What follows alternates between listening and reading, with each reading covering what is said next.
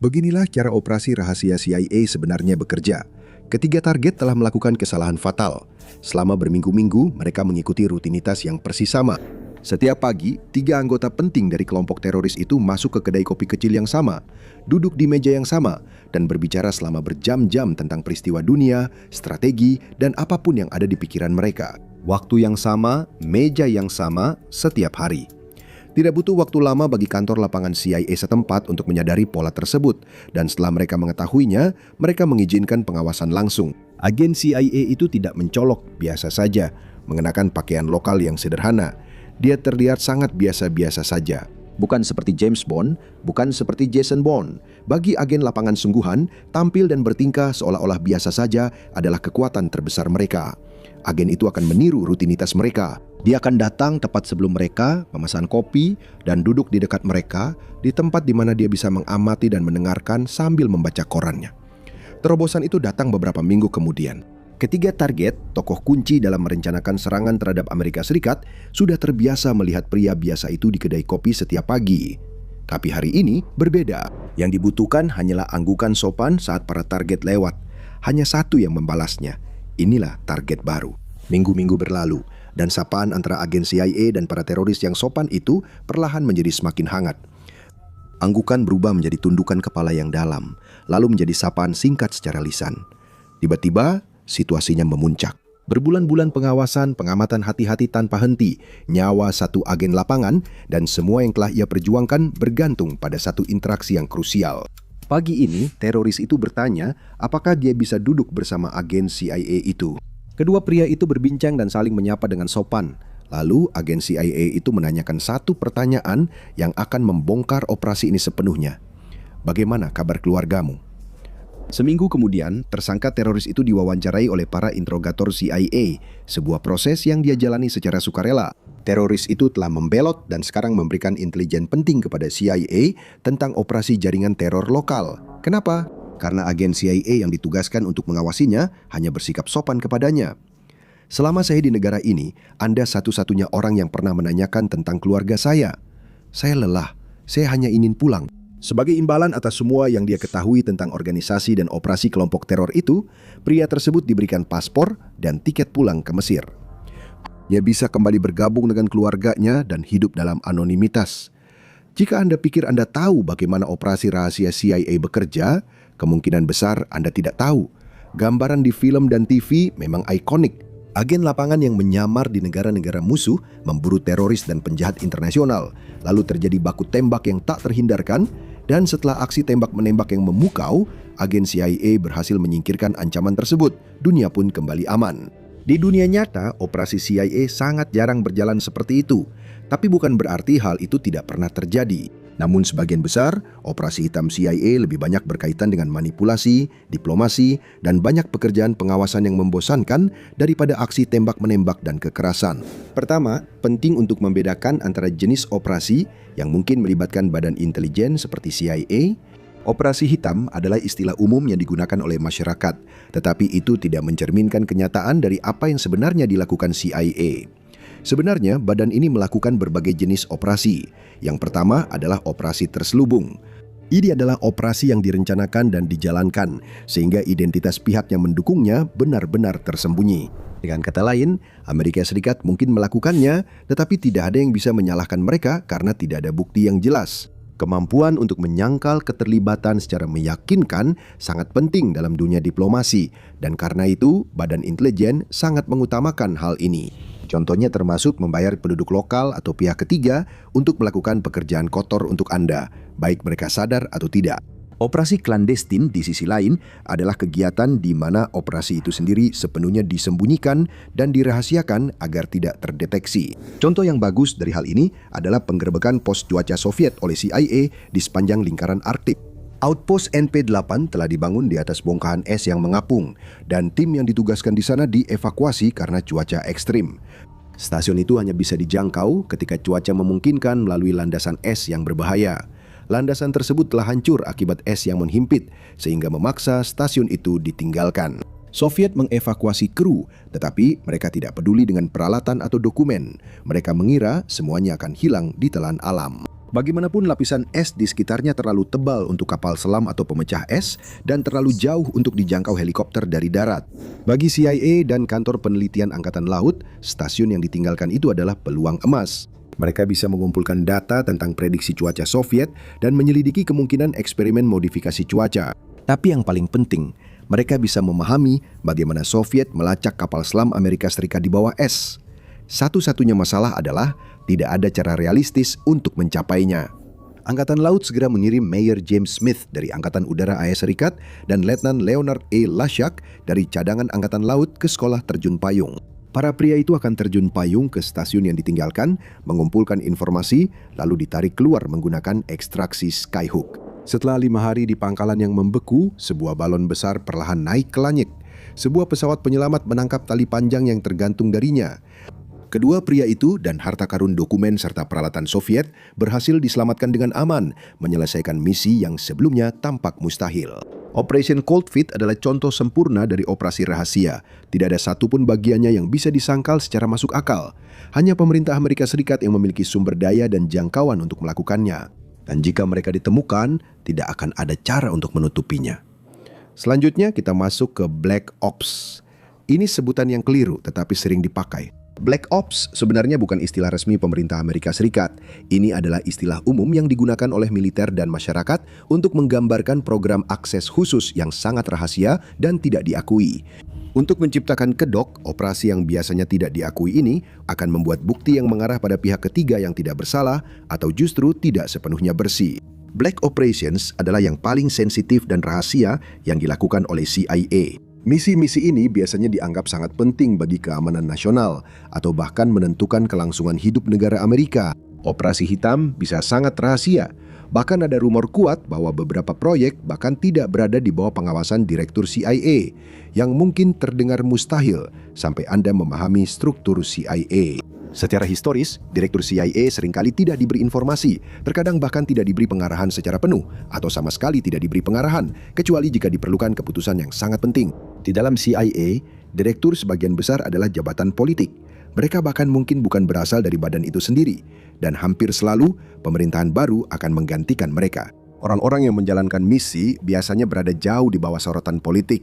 Itulah sebabnya orang dalam sering berkata, jangan berharap menemukan rahasia dari direktur.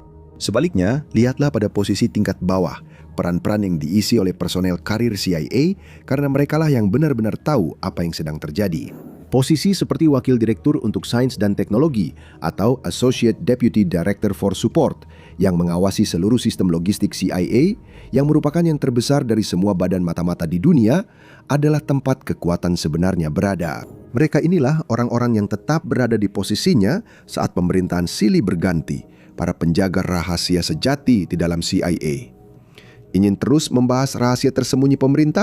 Pastikan untuk menyukai, membagikan, dan berlangganan sebelum seseorang di Langley menyadarinya. Unit utama CIA yang bertanggung jawab atas apa yang biasa disebut orang sebagai operasi hitam adalah pusat kegiatan khusus. Mereka adalah agen-agen yang ditugaskan untuk dua jenis operasi utama, yaitu operasi khusus dan aksi politik. Operasi khusus terdiri dari individu-individu yang direkrut dari satuan militer tier 1 seperti Delta Force dan SEAL. Individu-individu ini biasanya direkrut langsung oleh para perekrut, dipilih berdasarkan rekam jejak tempur dan keterampilan mereka, dan ini mungkin mengejutkan Anda, karakter mereka. Ada banyak pria tangguh tipe Alpha seperti Rambo di dalam komunitas pasukan khusus Amerika. Faktanya, ini adalah semacam masalah historis dengan meningkatnya kriminalitas yang secara langsung terkait dengan operator pasukan khusus. Tipe seperti ini bukanlah yang biasanya dicari oleh CIA. Di negara asing yang terputus dari dukungan langsung, karisma, diplomasi, dan kemampuan berinteraksi dengan orang jauh lebih berharga daripada kekuatan fisik semata. Beberapa agen lapangan terbaik bukanlah yang terkuat. Mereka adalah yang paling cerdas dan paling persuasif. Mereka menyusup ke target, lalu menjadikan mereka agen ganda dan meredakan potensi bencana diplomatik, semuanya tanpa pernah melepaskan satu tembakan pun. Bukan berarti CIA tidak memiliki orang-orang tangguh. Ketika negosiasi atau pemerasan tidak berhasil, Anda mengirim pasukan khusus penindak untuk menangkap atau menetralkan target. Meskipun CIA memiliki timnya sendiri, mereka sering bekerja langsung dengan unit elit tingkat 1 di dalam militer Amerika Serikat. Contoh yang bagus adalah penangkapan anggota Al-Qaeda, Nazi Abdul Hamid Al-Ruqai di Libya, yang merupakan salah satu contoh langka penggerebekan yang dipimpin CIA dan terekam dalam video.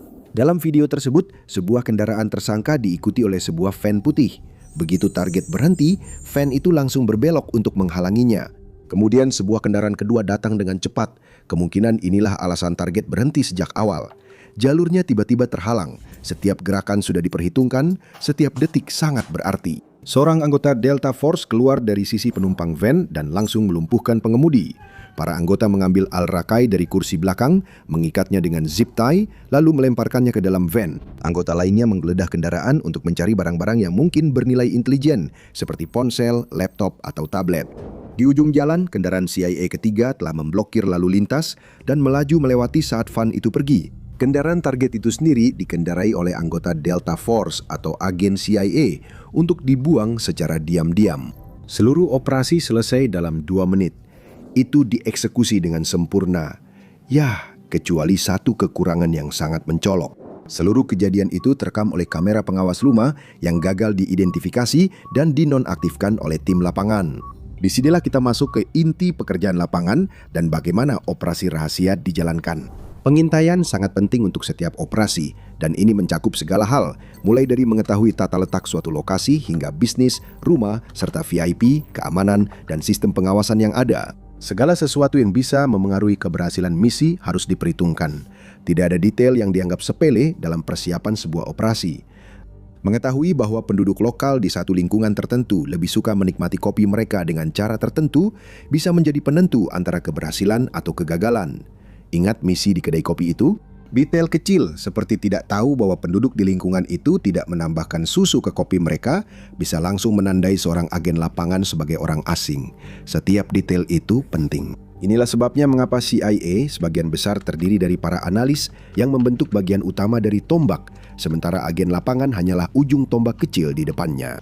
Tanpa pekerjaan mereka, agen lapangan tidak akan bisa melakukan tugasnya. Lain kali Anda menonton film James Bond, ingatlah puluhan analis yang bekerja di balik layar. Mereka adalah orang-orang yang memungkinkan Bond menemukan targetnya, bertahan di lingkungan yang berbahaya, dan menghindari teridentifikasi atau terbunuh. Lalu ada separuh lain dari operasi rahasia. Operasi pengaruh dan aksi politik merupakan bagian penting dari upaya harian CIA, dan bukan hanya CIA, tetapi juga badan-badan intelijen di seluruh dunia. Ingat penembakan kontroversial oleh ICE di Minnesota pada awal tahun 2026? Media sosial langsung dibanjiri dengan gambar yang dihasilkan AI dan kampanye disinformasi yang digerakkan oleh bot seputar peristiwa tersebut. Ini adalah contoh jelas dari operasi pengaruh tersembunyi yang bertujuan untuk memecah belah penduduk Amerika. Siapa yang berada di baliknya? Pihak yang biasanya dicurigai adalah Rusia, Tiongkok, dan Iran yang sangat berkepentingan untuk menimbulkan kerusuhan sipil di Amerika Serikat sebagai cara untuk melemahkannya. Akun-akun yang terhubung dengan intelijen Iran, Rusia, dan Tiongkok memanfaatkan sentimen kalangan liberal maupun konservatif, sebuah operasi pengaruh klasik. CIA juga memainkan permainan ini, memanfaatkan media sosial dan kecerdasan buatan untuk membentuk narasi global. Saat ini, jika Anda berada di media sosial, Anda sering berinteraksi dengan 1/4 hingga 1/3 akun palsu. Mereka adalah bot yang dirancang untuk mendorong agenda lembaga intelijen atau agenda korporasi. Upaya pemerintah Amerika Serikat terkait dengan banyak kasus kerusuhan di dalam Iran, dan baru-baru ini 6.000 unit Starlink secara diam-diam dikirim ke Iran dan dibagikan kepada para pengunjuk rasa. Itu adalah upaya untuk menjaga orang-orang tetap terhubung setelah pemerintah membatasi akses internet, sehingga para pengunjuk rasa tetap bisa berorganisasi dan berkomunikasi meskipun ada pembatasan. Operasi rahasia CIA juga bisa melibatkan manipulasi ekonomi. Dalam buku Confessions of an Economic Hitman, penulis John Perkins menjelaskan dengan jelas bagaimana CIA telah memanipulasi seluruh negara secara ekonomi untuk membuat mereka tunduk pada kepentingan Amerika Serikat. Diduga bahwa pelaku kejahatan seksual yang telah divonis Jeffrey Epstein sendiri adalah aset CIA. Dia secara langsung terkait dengan upaya untuk mempengaruhi Arab Saudi agar berpihak pada kepentingan Amerika Serikat dan Inggris. Skandal ini pertama kali terungkap pada pertengahan tahun 2000-an ketika BAE Systems, sebuah kontraktor pertahanan asal Inggris, terbongkar telah membayar suap kepada pejabat Arab Saudi. Namun kisah ini ternyata bermula jauh lebih awal, hingga ke tahun 1980-an. Saat itulah BAE diduga menyalurkan jutaan dolar dalam bentuk suap untuk mengamankan kesepakatan senjata. CIA mendukung strategi ini dengan dua tujuan yang jelas: menjadikan Arab Saudi sebagai penyeimbang kuat terhadap Iran dan memastikan kerajaan tetap bergantung pada senjata barat sehingga mereka tetap bersahabat dan patuh. Pada titik inilah Jeffrey Epstein masuk dalam cerita. Menurut dokumen Epstein, pada tahun 2019, pihak berwenang menemukan paspor Austria palsu yang diterbitkan pada tahun 1980-an. Dengan nama yang berbeda, Epstein mencantumkan tempat tinggal resminya sebagai Arab Saudi. Para analis independen berteori bahwa cap masuk dan keluar pada paspor tersebut sangat cocok dengan garis waktu kesepakatan senjata BAE yang terkenal karena skandal dan pembayaran suap. Ngomong-ngomong, tahukah kamu bahwa kamu baru saja menyaksikan digagalkannya operasi rahasia besar yang menargetkanmu? Penjualan paksa operasi TikTok di AS Serikat baru-baru ini mungkin terlihat seperti manuver ekonomi, tapi sebenarnya itu adalah masalah keamanan nasional yang mendesak. TikTok punya reputasi buruk di kalangan komunitas intelijen sebagai salah satu alat operasi pengaruh paling efektif yang pernah dibuat. Intelijen Tiongkok sepenuhnya memanfaatkan TikTok untuk menjalankan operasi pengaruh terhadap warga Amerika dan mengumpulkan data tentang mereka guna membantu intelijen Tiongkok menyempurnakan operasi di masa depan. Jika itu terdengar berlebihan, mungkin Anda melewatkan insiden pada 3 November 2023, di mana para pengunjuk rasa merantai diri mereka ke kapal pasokan Angkatan Laut Amerika Serikat. Kapal tersebut diklaim sedang dalam perjalanan untuk mengambil senjata yang akan dikirim ke Timur Tengah. Sementara para pengunjuk rasa bertindak berdasarkan keyakinan mereka sendiri, bagi para profesional intelijen di CIA, insiden tersebut menimbulkan kekhawatiran serius. Ketakutannya adalah bahwa musuh asing seperti intelijen Tiongkok dapat sepenuhnya memanfaatkan algoritma di platform seperti TikTok untuk menjalankan operasi pengaruh serupa dan menggerakkan individu-individu bermaksud baik untuk melakukan tindakan serupa. Hasil akhirnya bisa berupa keterlambatan pasokan penting untuk pertempuran ke pasukan garis depan yang membuat mereka rentan terhadap kehancuran dan kekalahan. Penjualan TikTok secara efektif mengakhiri pengaruh intelijen Tiongkok atas aplikasi tersebut.